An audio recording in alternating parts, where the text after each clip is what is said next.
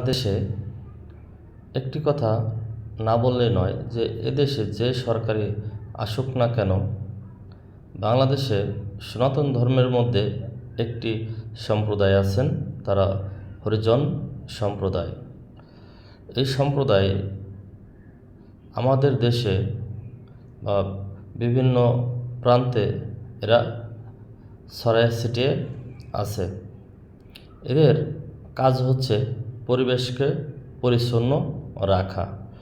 দুঃখজনক বিষয় হচ্ছে এরা পরিবেশকে পরিচ্ছন্ন রাখে, বাসাবাড়ি পরিবেশ পরিষ্কার পরিচ্ছন্নতা করে, কিন্তু এদের এদের ছেলে মেয়ে উচ্চ শিক্ষিত হলে তেমন একটা সরকারি চাকরি এদের হয় না।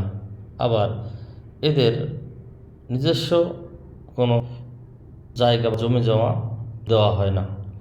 দুঃখ লাগে একটি স্বাধীন সার্বভৌমত্ব বাংলাদেশে কিভাবে মানুষগুলাকে যে সরকারি আসুক না কেন এদের পর অত্যাচার শুরু করে।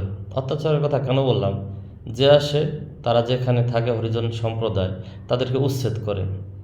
আপনার ঢাকায় বলেন, আপনার রংপুর বলেন, চিটাগাং বলেন, যশোর বলেন, খুলনা বলেন, প্রত্যেকটা জেলাতেই কিন্তু এরা অবহেলিত, কারণ এদের দেখার কেউ নাই। হ্যাঁ, ভোটের বেলায় সবাই আছে। তা আসলে মানবিক দিক থেকেও হলে আমাদের সবার উচিত যে সবাই ওনাদের পাশে দাঁড়ানো, কারণ দিন শেষে আমরা কিন্তু সবাই মানুষ। হয়তোবা আজকে সে পরিষ্কারক হিসেবে সব কিছু পরিষ্কার করেন বা করে থাকেন, কিন্তু এতে দোষের কিছু নয়।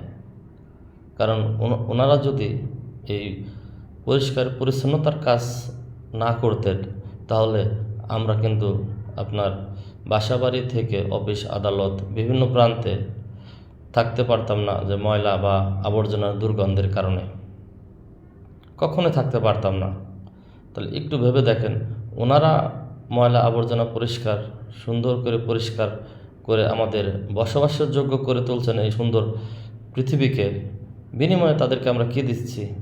তারা কী পাচ্ছে আমাদের কাছ থেকে? লাঞ্ছনা অবমাননা ছাড়া আর কিছুই পাচ্ছে না।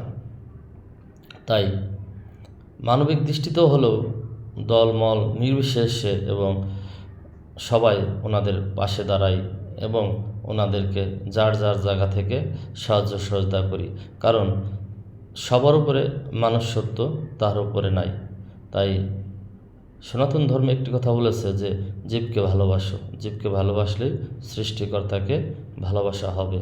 তা আমি সনাতন ধর্ম অনুসারী ভাইদেরকে অনুরোধ করব এবং অন্য সম্প্রদায় যারা আছেন সবাইকে অনুরোধ করে বলবো যে ভাই, আসলে আমরা তো সবাই পৃথিবীতে মানুষ। তাই সবাই দলমল নির্বিশেষে এই হরিজন সম্প্রদায়ের পাশে থাকি, যেন আমরা এ পৃথিবীতে সুখে শান্তিতে বসবাস করতে পারে। আর ওনাদের ছেলে মেয়ে যারা শিক্ষিত হয় বা হচ্ছে, রাষ্ট্রীয়ভাবে এদেরকে বিভিন্ন সরকারি কর্মসংস্থানের ব্যবস্থা করে দেওয়া উচিত। যে সরকার আসুক না কেন ওনাদের এই কর্মসংস্থান করা দেওয়া উচিত, কারণ আসলে ওনারাই তো মানুষ। কারণ মানুষকে ভালোবাসে এবং মানুষকে ভালোবাসে, পরিবেশকে সুন্দর করে মানুষের বসবাস যোগ্য করে তুলছে। আসলে ওনারাই তো মানুষ।